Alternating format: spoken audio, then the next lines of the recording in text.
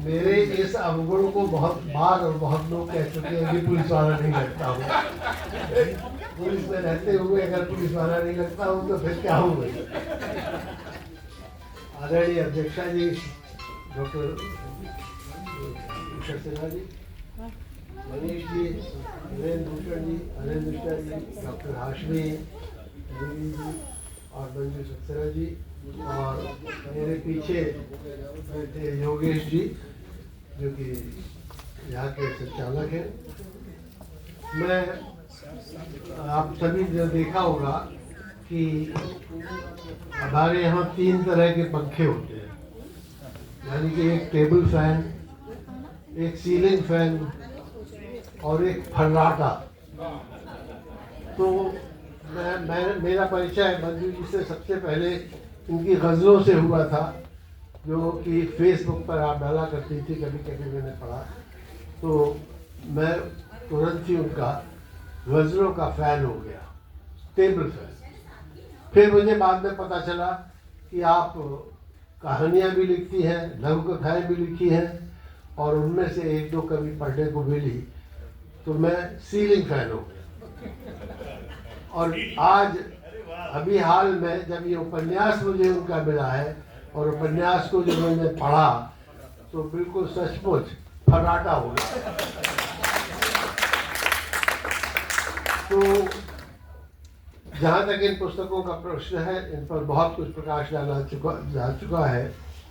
हमारे मुख्य वक्ताओं ने, डॉक्टर हाशमी ने, अनिल मिश्रा जी ने, सभी ने इनके विषय में बहुत कुछ बताया है।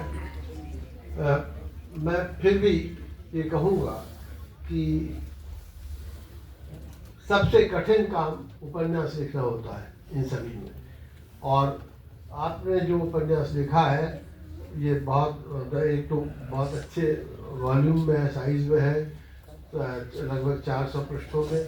और इसके अलावा सबसे बड़ी बात यह है कि किसी उपन्यास की विशेषता ये है, मैं मानता हूँ, कि उसको नवयुवक बड़े ध्यान से पढ़ें और उनके मन में समा जाए, तो वो सबसे अच्छा उपन्यास मैं मानता हूँ। 20 साल की 18-20 साल की आयु में अगर किसी ने देवदास या गुनाहों का देवता पढ़ा और आज 20 साल बाद उसे उतना ही उसे याद है, और उसके 20 साल बाद अगर उन उपन्यास का उसका प्रभाव उसके मस्तिष्क में उपस्थित है, तो समझिए उपन्यास अच्छा है। आपने जो ये उपन्यास पढ़ा है, लिखा है, इसको हम लोग, हालांकि 20 साल वाले बहुत कम है, लेकिन जो भी पढ़ेंगे मुझे पूर्ण विश्वास है कि उनकी दिल की गहराइयों में वो बैठ जाएगा। आप कहानी बहुत ही संक्षेप में ये है कि आभा और सोमेश 2 की शादी होती है।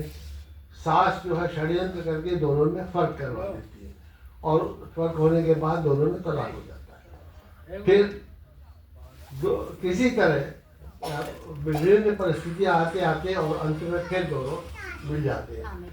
तो इस प्रश्न को इसको किस तरह प्रस्तुत किया है किन शब्दों में, वो हर घटना अपने में बहुत ही विस्तृत भी है और साथ में बहुत ही आसानी से ग्रहणीय है। अगर पाठक उसको तो आसानी से, बहुत सरलता से समझ पाता है, और अगर घटनाओं में चूल से चूल भिड़ता है तो फिर अच्छा उपन्यास बनता है। अगर सबसे गड़बड़ ये होता है उपन्यास लिखने वाले का कि वो चूल से चूल नहीं भिड़ा पाता। अगर चूल से चूल भिड़ी होती है तो लगातार उसमें प्रवाह रहेगा उपन्यास में, और उस प्रवाह से ही प्रभावित होगा वो पढ़ने वाला और उसको याद रख सकेगा। मैं इसका एक छोटा सा उदाहरण देना चाहूँगा आपके इस उपन्यास से, जिसमें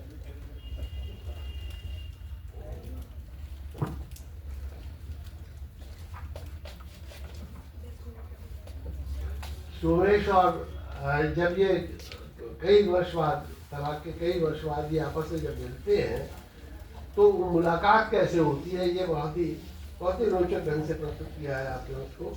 और ये ट्रेन में मतलब ये जा रही है आभा, उस वक्त आभा को उस आवाज़ से एक तेज झटका सा लगा, पर जब तक वो समझ पाती कि चाय वाला 1 कप चाय ऊपर वाले यात्री को थमाकर दूसरा कप भर रहा था, वो तो चाय वाला चाय देने आया है, उसने ऊपर वाले यात्री को कहा चाय के लिए, और उसने जो जवाब दिया कि मुझे दे दो, और नीचे वाले को भी नीचे आवाज दी।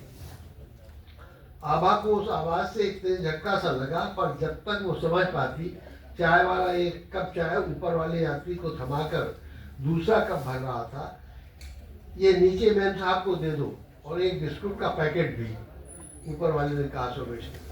आश्चर्य में भर आभा उड़ा हुआ कंबल विद्युत गति से एक ओर समेट कर सीट के नीचे उतर आई। उसका संशय यही था, ऊपर सीट पर सोमेश आराम से बैठकर चाय पी रहा था। तो उसने प्रश्न किया आभा ने, तो सोमेश जवाब देता है, चाय पी लो, ठंडी हो जाएगी। आभा के हैरानी से फटते प्रश्न को बिना सिले उसने गंभीरता से कहा, और हाँ, बिस्कुट जरूर खा लेना, वरना खाली चाय से एसिडिटी हो जाएगी। तो ओह, तो तुम्हें अभी तक याद है कि खाली पेट चाय पीना मुझे डॉक्टर से मना किया हुआ था। ये भाव याद आया उसको, आभा को, पर प्रकट में उसने इतना ही कहा, पर तुमने कैसे जाना कि मैं नीचे वाली सीट पर हूँ? मैं तो, हाँ, तुम तो हमेशा ही की तरह मुंह तो कहते कहते रुक गया सोमेश। तो अचंभे की स्थिति में भी भीतर ही भीतर हंसी आ गई आभा को। उसे याद आया, सोमेश जब भी कहता तुम मुंह तोप कर कैसे सो लेती हो, तुम चिढ़ कर कहती तोप के क्या मतलब, ढक के कहो ना। तो बहुत ही जो अंतरंग वार्तालाप है बहुत पहले का, उस अंतरंग वार्तालाप को वहाँ पर पुनः प्रस्तुत किया गया है, लेकिन उससे भाव और उस वार्तालाप के प्रति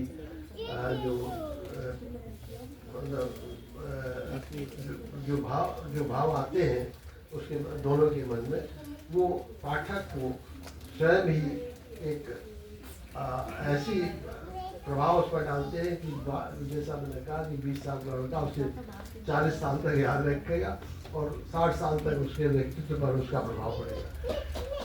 इस पुस्तक के अलावा बाकी दोनों पुस्तकें मैंने नहीं अभी देखी, लेकिन उन पर बहुत कुछ बोला जा चुका है। और मैं कहूँगा कि मैंने आज जो आपके शेर सुने लोगों के, उनसे कई गुणे अच्छे शेर मैं आपसे पढ़ चुका हूँ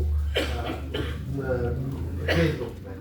मैं बहुत बहुत बधाई दूँगा आपको कि आपकी 3 किताबें एक साथ प्रस्तुत हुई हैं, और एक किताब को ही लोकार्पित करवा पाना बड़ा कठिन होता है। आपने तो एक साथ एक ही वर्ष में 3 पुस्तकों को किया है, तो आप त्रिगुणित बधाई की पात्र हैं। और मुझे आशा है कि आप भविष्य में बहुत ही महान